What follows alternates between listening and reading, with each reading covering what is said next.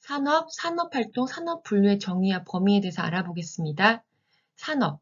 자, 말 그대로 산업이라고 하는 건 그 유사한 성질을 가지는 산업활동을 생산 단위 집합끼리 모아놓은 거죠. 걔네들의 생산 단위 집합을 이야기합니다. 그 다음 산업활동이라고 하는 것은 활동하는 거잖아요. 그러려면 당연히 각 생산 단위가 가지는 자원, 그러니까 노동, 자본, 원료 같은 것을 투입하여 재화나 서비스를 생산하는 활동 과정 전체를 이야기합니다. 일단 범위로 따진다면 산업활동의 범위는 영리적이거나 비영리적 활동이 모두 포함돼야 되죠. 그렇지만 가정 내의 가사활동은 돈을 벌거나 이런 게 아니기 때문에 이런 거는 가사활동은 제외합니다. 그 다음 산업 분류로 따진다면 생산 단위가 주로 수행하고 있는 산업활동을 유사성에 따라 유형화한 것이죠. 유사성에 따라 유형화한 것은 산업 분류라고 합니다. 자, 오늘도 직업 상담사 2급 정리, 목동에서 합격의 기운을 드려요. 게슈탈트 형태주의 상담은 상담기법 3가지가 있는데요. 우선은 상담기법 3가지 이상 쓰시오라고 한다면 우선 이렇게 4가지를 한번 외워보고 그 3가지를 쓰시면 됩니다. 욕구와 감정의 자각, 빈 의자 기법, 과장하기, 꿈 작업이요. 욕빈 과꿈 이렇게 외우시면 되는데요. 욕구와 감정의 자각은 말 그대로 욕구와 감정을 느끼는 거잖아요. 내담자가 느끼는 욕구와 감정을 자각시키는 거죠. 빈 의자 기법은 빈 의자, 말 그대로 빈 의자라고 생각을 하고 거기에다 투입하는 거예요. 현재 없는 사람이 실제 의자에 앉아있는 것처럼 투사하여 내담자의 감정을 표현하는 거죠. 과장하기 기법은 내담자의 행동과 언어를 과장하여서 욕구와 감정을 명확히 자각하는 겁니다. 꿈 작업은 꿈을 현재 일어난 사건처럼 생각하고 연기해 보는 거죠. 그렇게 해서 형태주의 상담 기법을 통해서 알아내는 겁니다. 자, 직업 상담사 2급 정리, 목동에서 합격의 기운을 드려요. 기혼 여성의 경제활동이 영향을 미치는 요인 6가지, 실질 임금률, 배우자의 임금 수준, 교육 수준, 자녀의 수화 연령, 파트타임 형성, 전반적인 실업률 등이 있죠.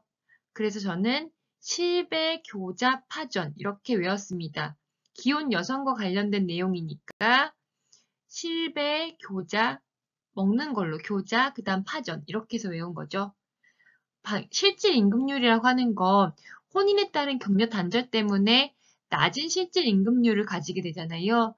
그러니까 실질 임금률을 생각하시고 배우자의 임금 수준, 높은 수준인지 낮은 수준인지에 따라서 경제활동에 영향을 미치게 되죠. 그 다음에 얼마만큼 배웠는지 교육 수준도 당연히 중요한 영향을 주고요. 그 다음 자녀 수가 많거나 어리면 이것도 경제활동에 영향을 미치죠. 그 다음 파트타임을 형성하게 되잖아요. 시간제 같은 거. 그 다음에 전반적인 실업률 문제가 바로 경제활동에 영향을 미치게 됩니다. 자, 오늘 그러면 직업상담사 2급 정리, 목동에서 합격의 기운을 드려요. 보딘의 심리적 원인 5가지, 선택의 불안, 확신의 결여, 의존성, 내적 갈등, 자아 갈등이라고도 하죠. 그 다음에 정보의 부족, 이렇게 해서 5가지죠. 저는 불확의 갈부, 이렇게 외웠습니다. 불확의 갈부. 자, 자기가 외우기 쉬운 걸로 외우시면 돼요. 선택의 불안은 타인이나 사회 요구로 인해 개인의 갈등이나 불안이 생기는 거죠. 확신의 결여, 확신이 없는 거잖아요. 그러니까 진로나 직업 선택, 미래에 대한 확신이 부족한 거예요. 의존성, 누구한테 자꾸 의존하는 거잖아요. 주변이나 타인에게 의존하는 경우가 생기는 거죠. 바로 내적 갈등이라고 하는 건 자아 갈등이라고도 하죠. 자아 개념 간의 심리적 내적 갈등으로 어려움이 생기는 거죠. 정보의 부족, 주변의 정보가 부족한 경우니까 진로에 관한 정보를 받지 못하여 정보 부족으로 직업 선택에 어려움이 생기는 거죠. 자, 오늘도 직업 상담사 2급 정리, 목동에서 합격의 기운을 드려요.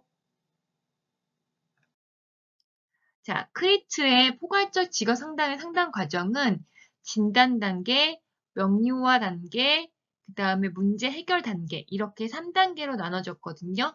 진단, 명료와 문제 해결 단계. 자, 그렇다면 진명문 이렇게 해서 외웠는데 진단 단계는 말 그대로 파악하는 거잖아요. 문제를 진단하는 거. 상담자는 내담자의 문제를 파악하기 위해 관련 자료를 모으고 수집합니다. 자, 명료화 단계는 해석 단계입니다. 그러니까 상담자와 내담자가 협력하여 의사결정 과정을 방해하는 태도와 행동을 확인하며 대안을 탐색하는 단계이죠. 그 다음에 세 번째 문제 해결 단계는 문제 해결하는 거니까 내담자 자신의 문제를 확인하고 문제 해결을 위해 어떻게 행동할 것인지 결정하고 그것을 해결하기 위해 노력합니다. 이렇게 해서 진명문 이렇게 외워주시면 됩니다. 포괄적 직업 상담의 상담 과정, 진명문. 자, 오늘도 직업 상담사 2급 정리, 목동에서 합격의 기운을 드려요. 볼게요. 자, 비수요 부족 실업의 대표적 세 가지. 마찰적 실업, 구조적 실업, 계절적 실업 있죠. 마구개요. 자, 비수요 부족 실업의 대표적 세 가지 마구개, 마찰적 실업이라고 하는 건 직업의 탐색 과정에서 발생하는 일시적이고 자발적인 실업이죠. 그 다음에 구조적 실업이니까 구조 변화 때문에 생기는 거잖아요. 산업 구조의 변화로 인해 노동력의 수요와 공급이 불일치하여 발생하는 실업입니다. 그 다음 계절적 실업은 계절에 따른 영향을 미치는 실업이니까 계절에 따른 노동 수요 감소로 건설이나 농업이나 관광 같은 것에서 발생하는 실업을 이야기하는 거죠.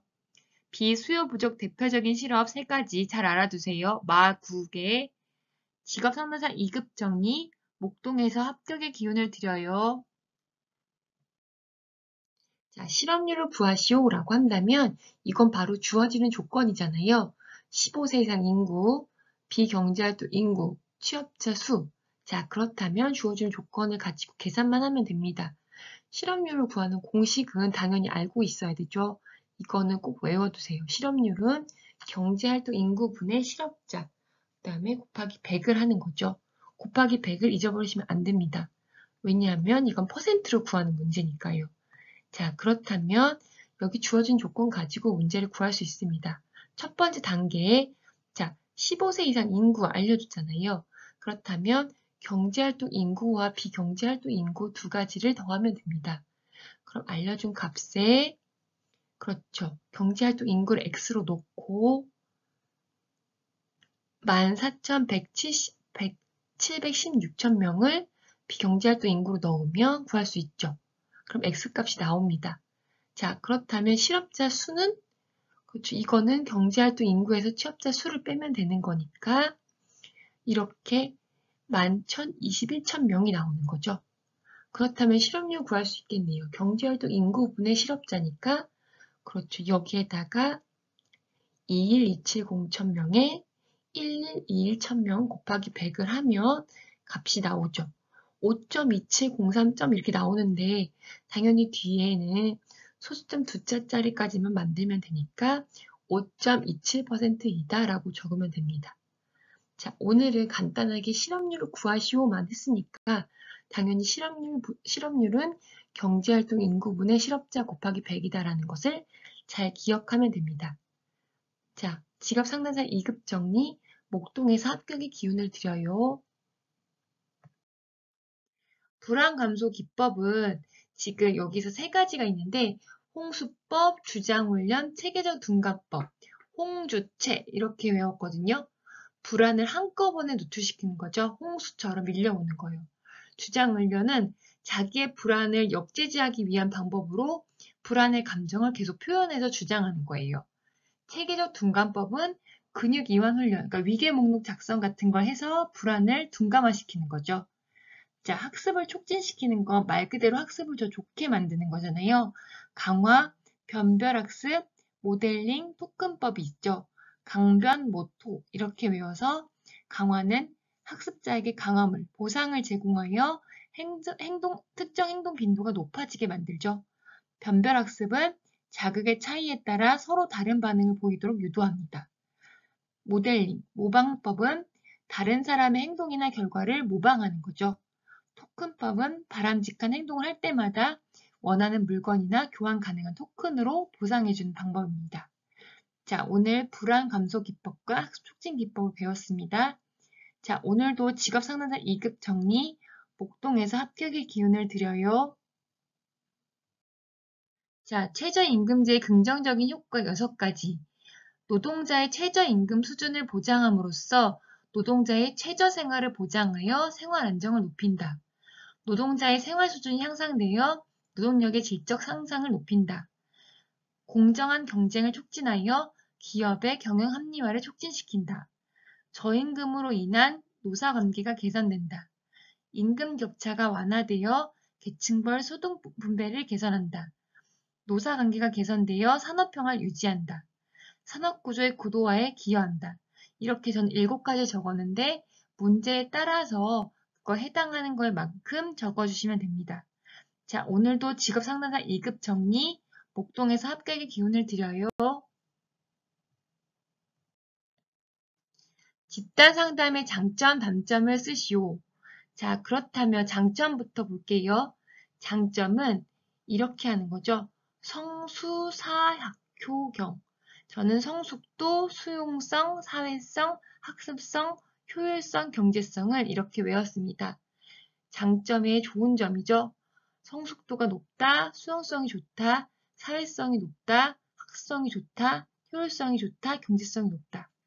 자, 단점이 되는 것은 바로 이겁니다.